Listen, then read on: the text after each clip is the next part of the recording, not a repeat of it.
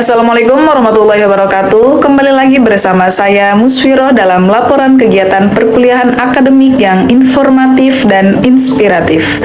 Pada kesempatan kali ini saya akan menyampaikan rangkaian aktivitas pembelajaran yang berlangsung pada hari Senin tanggal 20 April 2026. Perkuliahan dimulai tepat waktu pada pukul 14.40 dengan suasana kelas yang kondusif. Kegiatan diawali dengan proses absensi kehadiran mahasiswa sebagai bentuk kedisiplinan sekaligus memastikan partisipasi aktif seluruh peserta dalam pembelajaran hari itu. Setelah absensi selesai, kelas langsung memasuki sesi utama, yaitu penampilan public speaking dari 3 orang mahasiswa. Dengan gaya penyampaian yang berbeda, sesi ini menjadi menarik karena masing-masing pembicara tidak hanya menyampaikan materi, tapi juga menampilkan karakter dan pendekatan komunikasi yang unik.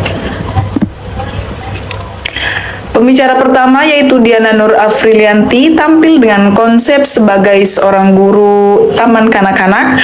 Ia membawakan materinya dengan penuh keceriaan, ekspresi hidup, serta intonasi suara yang ramah dan bersahabat. Dalam penyampaiannya, Diana menggunakan pendekatan yang interaktif, seolah-olah sedang berhadapan langsung dengan anak-anak usia dini.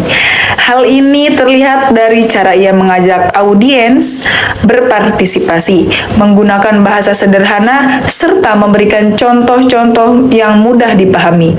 Gaya ini menyesuaikan diri dengan audiens. Gaya ini menunjukkan bahwa dalam public speaking, kemampuan menyesuaikan diri dengan audiens menjadi hal yang sangat penting. Selanjutnya, pembicara kedua yaitu Cece Purnama Sudrajat tampil dengan pendekatan yang berbeda, yakni melalui diskusi permainan bola. Dalam penyampaiannya, Cece menggabungkan unsur komunikasi dengan aktivitas yang lebih dinamis. Ia melibatkan audiens secara aktif, menciptakan suasana diskusi yang tidak monoton, serta mendorong interaksi antar peserta.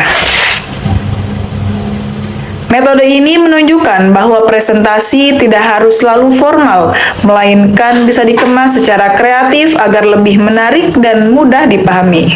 Dengan pendekatan tersebut, suasana kelas menjadi lebih hidup, komunikatif, dan penuh semangat. Kemudian pembicara ketiga yaitu Lia Awalia membawakan materi dengan gaya sebagai guru sekolah dasar. Ia menyampaikan materi secara sistematis, terstruktur, dan jelas. Bahasa yang digunakan sederhana namun tetap informatif, sehingga mudah dipahami oleh seluruh audiens. Lia juga menunjukkan kemampuan dalam mengelola alur penyampaian, mulai dari pembukaan, isi, hingga penutup. Gaya ini mencerminkan pentingnya kejelasan dan keteraturan dalam penyampaian pesan, terutama dalam konteks pendidikan dasar. Ketika penampilan tersebut memberikan gambaran nyata bahwa dalam dunia public speaking tidak hanya isi materi yang penting, tetapi juga cara penyampaian yang disesuaikan dengan karakter audiens. Variasi gaya yang ditampilkan menjadi pembelajaran berharga bagi seluruh mahasiswa dalam mengembangkan kemampuan komunikasi mereka.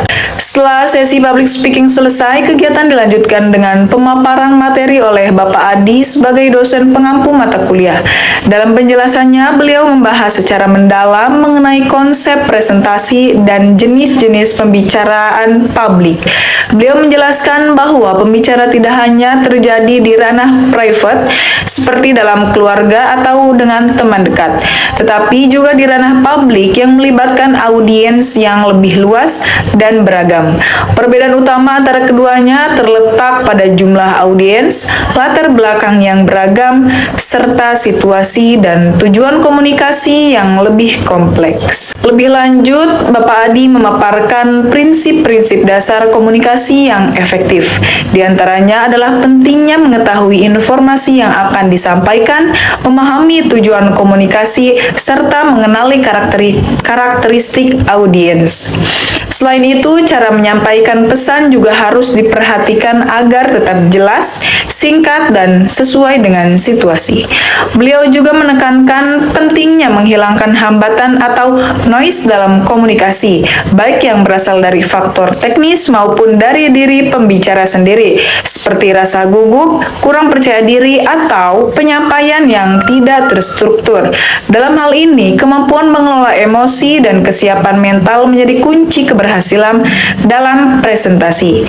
Tidak hanya itu, Bapak Adi juga menjelaskan berbagai jenis pembicaraan publik, seperti impromptu atau berbicara secara spontan tanpa persiapan, presentasi terencana, pidato, moderator, hingga peran sebagai Master of Ceremony atau MC, serta presenter televisi. Setiap jenis memiliki karakteristik dan tuntutan keterampilan yang berbeda.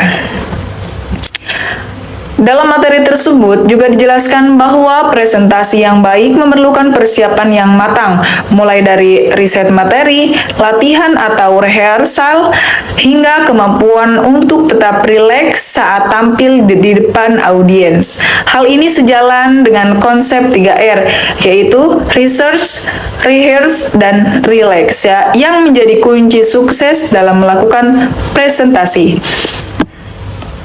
Selain itu, dibahas pula mengenai ciri-ciri presentasi yang baik seperti bersifat formal, terencana, memiliki tujuan yang jelas, serta melibatkan interaksi dengan audiens melalui sesi tanya-jawab. Presentasi juga harus mampu memberikan manfaat, menambah pengetahuan, serta memberikan pengaruh positif kepada audiens. Dalam penutup materinya, Bapak Adi mengajak mahasiswa untuk lebih berani dalam berbicara di depan umum, serta tidak takut melakukan kesalahan. Beliau menegaskan bahwa rasa takut adalah hal yang wajar, namun yang terpenting adalah bagaimana seseorang mampu mengelola rasa tersebut dan terus berlatih untuk meningkatkan kemampuan dirinya. Dengan berakhirnya penyampaian materi tersebut, maka berakhir pula seluruh rangkaian kegiatan perkuliahan pada hari itu. Kelas ditutup secara resmi oleh Bapak Adi sebagai tanda bahwa proses pembelajaran telah selesai. Pemirsa, dari kegiatan ini dapat disimpulkan bahwa kemampuan public speaking merupakan keterampilan penting yang perlu dilatih, baik melalui praktik langsung maupun pemahaman teori. Variasi gaya penyampaian yang ditampilkan juga menunjukkan bahwa setiap individu memiliki cara unik dalam berkomunikasi, dan hal tersebut menjadi kekuatan dalam menyampaikan pesan kepada audiens. Demikian laporan perkuliahan pada hari ini. Terima kasih atas perhatian Anda. Sampai jumpa di laporan berikutnya. Wassalamualaikum warahmatullahi wabarakatuh.